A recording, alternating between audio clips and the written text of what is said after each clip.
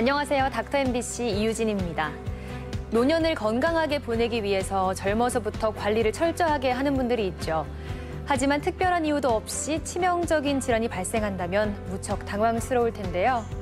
파킨슨병도 그런 질환 중에 하나입니다. 그래서 이 시간에는 익산병원 신경과 조재훈 과장과 함께 파킨슨병에 대해 자세히 알아보겠습니다. 뇌의 신경세포가 파괴되며 일상을 파괴하는 질환, 파킨슨씨병. 노년의 삶의 질을 위협하는 파킨슨씨병에 대해 신경과 전문의 조재훈 과장과 함께 이야기 나눠봅니다.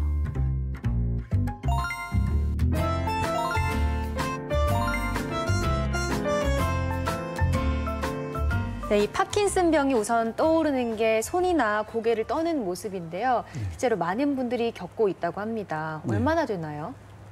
실제 발생 평균 연령은 55세로 보고 있고요. 네. 그리고 60세 이상 인구의 약 1% 정도가 이 질환을 가지고 있다고 하고 비교적 흔한 질환으로 알려져 있습니다.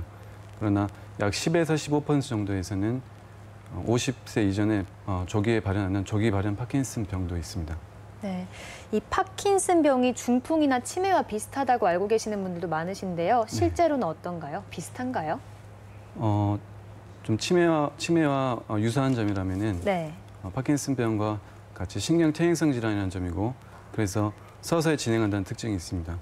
하지만 치매의 경우 기억력을 비롯한 인지 영역에 선택적으로 먼저 손상이 온다는 차이점이 있고, 파킨슨병은 운동 영역에 먼저 손상이 온다는 그런 차이점이 있습니다.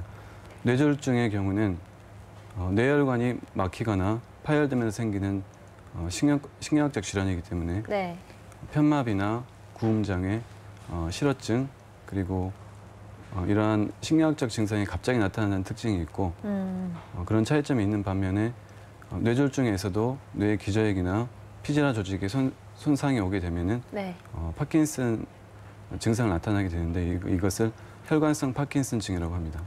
네, 그럼 이 파킨슨병의 원인으로는 어떤 게 있을까요? 파킨슨병은 뇌 흑질의 도파민계 신경세포가 손상을 받으면서 생기는 병으로 알려져 있습니다. 도파민은 뇌의 기저핵에 작용을 해서 우리 몸의 동작을 세세하게 조절하는 중요한 역할을 하는 신경 전달 물질입니다. 이러한 도파민이 부족해서 운동 장애가 나타나는 것으로 알려져 있고, 그러나 뇌 흑질에서 이러한 도파민 신경세포가 파괴되는 명확한 원인은 아직 밝혀져 있지 않고, 다만 환경 독소라든지 미토콘드리아의 장애, 그리고 불필요한 단백질을 처리하는 기능상의 이상으로 어떤 가설들이 알려져 있습니다. 네, 그러니까 아직까지 그 원인에 대해서는 다 밝혀지지 않은 건데, 그러면 이 파킨슨병의 위험 요인으로는 어떤 게 있을까요? 실제 파킨슨병의 약 5%에서 유전성 질환이라는 거 밝혀져 있고, 약 90% 이상에서는 특별한 원인을 알 수 없는 특발성 질환입니다. 하지만 나이가 고령으로 갈수록 유병률과 발생률이 증가한다고 알려져 있고, 또 여러 가지 2차성 파킨슨 증상을 유발하는 약제라든지 독소, 그리고 뇌혈관 질환, 외상, 그리고 정상암 뇌수두증이라든지 뇌염, 이런 것들이 원인으로 밝혀져 있습니다. 네, 이 파킨슨병 하면 뭐 손이나 고개를 떠는 게 먼저 떠오르는데, 사실 실제로 이게 떠는 게 주요 증상인가요? 예, 파킨슨의 주증상은 안정기 떨림과 경직, 운동 완사증, 그리고 보행 장애, 자세의 불안정성을 들 수가 있습니다. 안정기 떨림은 우리 몸이 움직이지 않고 편안하게 있을 때 주로 손가락이라든지 손목과 같은 말단 관절에서 약 4에서 6Hz 정도의 율동적인 떨림이 나타나는 것을 특징으로 하고, 걷거나 서 있을 때 엄지와 검지가 부딪히면서 떨리는 환약마리 떨림이라 해서 환약을 셀 때처럼 새는 모습으로 보인다고 해서 환약마리 떨림이 특징적으로 관찰될 수가 있습니다. 그다음 경직 증상은 우리 몸의 근육의 긴장도가 증가되면서 나타나는 증상이고, 관절을 움직여봤을 때, 수동적으로 움직여봤을 때 저항이 느껴지는 증상입니다.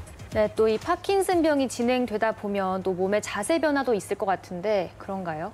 네, 파킨슨병이 점차로 진행하면서 자세의 변화가 나타나게 되는데, 특징적인 파킨슨 양상의 자세는 모든 관절이 굴곡되고 중력에 대해서 안정을 취하기 위해서 특징적인 자세를 취하게 되는데, 이러한 자세는 자세 반세의 소실에 의해서 나타나게 됩니다. 점차로 진행하면서 걷다가 자꾸 넘어지게 되고 또 걸을 때 보폭이 점차로 좁아지게 되는 그런 특징을 보이고 있습니다. 네, 이런 증상들이 나타나는지 잘 미리 좀 체크를 해봐야 될 것 같은데 그럼 이런 증상이 나타났을 때 이게 파킨슨병이 맞다 아니다는 어떻게 확인할 수 있나요? 사실 파킨슨병을 확진할 수 있는 검사는 아직 없습니다. 따라서 전문의의 진찰 소견이 가장 중요한 진단 도구가 될 것이고요. 네. 하지만 파킨슨병을 감별하기 위한 영상 검사들은 있습니다. 뇌자기 공명 영상이라든지 PET-CT와 같은 검사를 통해서 파킨슨병과 유사한 증상을 보이는 파킨슨 유사 증후군을 감별하는 게 중요합니다. 대표적으로 진행성 해상마비, 네. 그리고 다발성 신경계통 위축, 정상암 뇌수두증, 그리고 혈관성 파킨슨병 같은 것들이 감별해야 될 질환들이고 영상에서 보듯이 파킨슨 환자에서 도파민 신경세포가 감소되어 있는 양상을 관찰할 수가 있습니다. 네, 사실 예전에는 이 파킨슨병에 걸리면 마땅한 치료 방법도 없고 서서히 악화되기만 했다고 하던데요. 요즘은 어떤가요? 치료 방법들이 좀 개발이 됐나요? 파킨슨병의 치료는 기본적으로 약물 치료를 원칙으로 합니다. 네. 현재까지 나와 있는 약물들은 도파민 제제, 레보도파와 같은 도파민 제제와 도파민 효연제, 그리고 항콜린성 제제, 그리고 모노아민 산화효소 억제제와 같은 약들이 있는데 가장 효과적인 약물은 도파민 제제입니다. 하지만 이런 도파민 제제도 사용하다 보면 점차로 후기 운동 합병증이 발생하게 되는데 네. 이런 후기 운동 합병증이 발생했을 때 뇌 심부 자극술과 같은 방법으로 증상을 개선시키는 방법들이 고안이 되어 있습니다. 네, 먼저 약물 복용부터 여쭤볼게요. 이 약물 복용은 얼마나 오랫동안 해야 되는 건가요? 사실 파킨슨병을 완치시키거나 진행을 억제하는 약물이 치료 방법이 나와 있는 것이 아니기 때문에 네. 하지만 방금 말씀드렸던 바와 같이 파킨슨 증상을 조절할 수 있는 약물은 시중에 많이 나와 있고 이러한 약물을 통해서 증상을 조절하고 장기적인 생존율과 예후를 개선시키는 그런 방법들이 많이 고안이 되어 있습니다. 그렇지만 약물을 통해서 질환 진행을 억제하거나 완전히 치료할 수 있는 게 아니기 때문에 네. 조기에 약물을 복용한다고 해서 그러한 효과를 얻을 수 없습니다.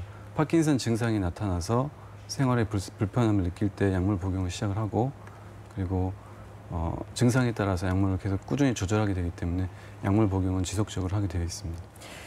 네, 근데 이 파킨슨병에 걸리고 나면 아무래도 좀 세밀한 작업 활동이 불가능하기 때문에 좀 낙담하게 될 것 같은데요.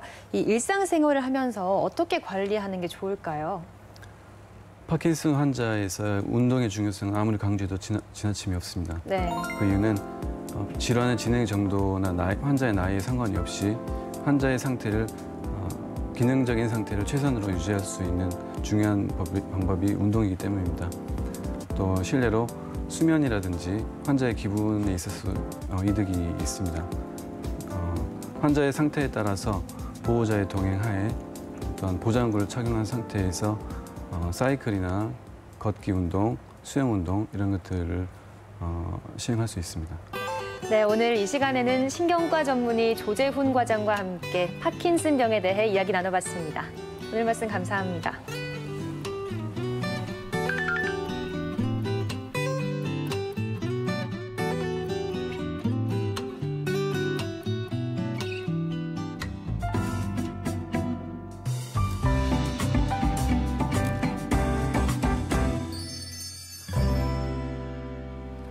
현대인의 대표적인 기호식품이 술과 담배입니다. 너무 오래 또 많은 양을 즐기게 되면 여러 가지 피해를 준다는 사실은 알고는 있지만 사실 조절이 쉽지 않은데요. 술과 담배, 즉 음주와 흡연은 위에도 막대한 영향을 끼친다고 합니다. 오늘은 음주와 흡연이 위에 미치는 영향에 대해 전주 위담한의원 권소연 원장과 함께 알아보겠습니다.